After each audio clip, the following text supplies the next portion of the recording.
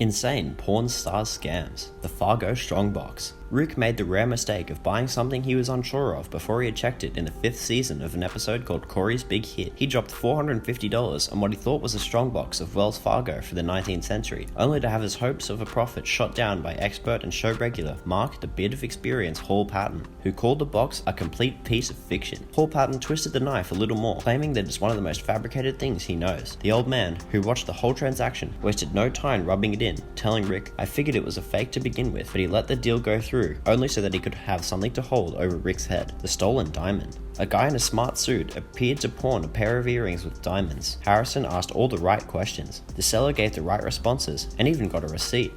Harrison forked more than $40,000. The police showed up 3 days later. As it turned out, the jewels had been stolen. The victim got her diamonds back and the suspect paid the fine, but Harrison was out his $40,000. He said it was the biggest bust in the pawn shop he'd ever had. Fake Rolexes. Though he grew up in a pawn shop, Corey Harrison had to learn many business lessons along the way. He said that when he first began working the night shifts in the pawn shop, he was purchasing 6 fake Rolexes. Viewers discovered that thousands of tricks are being used by dealers on fake timepieces. Corey's dad, Rick Harrison, shared some tried and tested advice in a 2009 interview, but his bottom line was that you shouldn't buy a Rolex from someone you don't know. You should buy it from a guy you can trust if you want it used. Rick's $100,000 loss at the auction. When the world famous Gold and Silver pawn shop couldn't sell an item, they still have the option of sending it to the auction to still make a profit. That's what Rick wanted to do with some big ticket things, including a 1940s Indian motorcycle with a sidecar and a Vic Flick owned and played Fender Stratocaster, which, according to the Indie Channel, he put on the block at Julian's Auctions in Los Angeles. Unfortunately, he had a hit on the motorcycle for $29,000 and on the guitar for $35,000. He must also not have done well with some other products, as he estimated his total loss at about $100,000. The Willie Mays uniform. Corey made the blunder of forking over $31,000 in the 2012 episode entitled Free Willy for what he claimed to be a game-worn Willie Mays San Francisco Giants uniform from 1961. But from the start, the red flags with this one were clear. The uniform was clean, for starters, a point not lost on Chumlee, and he noted, "This does not look worn game." Willie Mays was a badass. He was rolling around in the dirt and grass. I'd guess there'd be a lot of stains on it. Great find, chum. Also, the seller didn't have any identification documents whatsoever, which is never a positive sign. But Big Hoss took a chance and he was all sorts of wrong. In a detailed follow-up on what happened to the uniform post-Pawn Stars, Paul on Shame's blog found that not only did they struggle to sell it at a whopping $80,000 asking price, but they only ended up paying $19,200 for it at an auction about 2 years later. And then it gets worse. After reaching out to Dave Grob, Mir's senior uniform authenticator, Hall of Shame confirmed that Mays never wore the uniform in a game, since it never even was Mays's. It was the minimum value sample of a Spalding dealer, valued about $2,000 to $3,000. Of course, that actually means Corey wasn't as ripped off as he may have, because he still dumped it for just $20K short, but we seriously doubt that he's as pleased about how that deal went down. Blindsided by the Bay Hour. The Las Vegas boys were blindsided when the History Channel released Cajun Porn Stars in 2012, an unnamed source said. The network had promised no spin-offs would be created, according to TMZ. Why would it need another show when its cash cow was the 24 operation in Nevada? The new edition was named by the History Channel a southern take on the original, selling antique vehicles, weapons, and even livestock. Neither the network nor the Harrisons publicly commented on the friction, but former Porn Stars boss Wayne Jeffries said he was the mole who talked to TMZ, and he said he had been fired for that. Cajun Porn Stars only lasted a year, although in 2016, the original is still kicking off with new shows. If you like our content so far, do not skip any of our uploads in the future. Please consider liking the video, commenting below,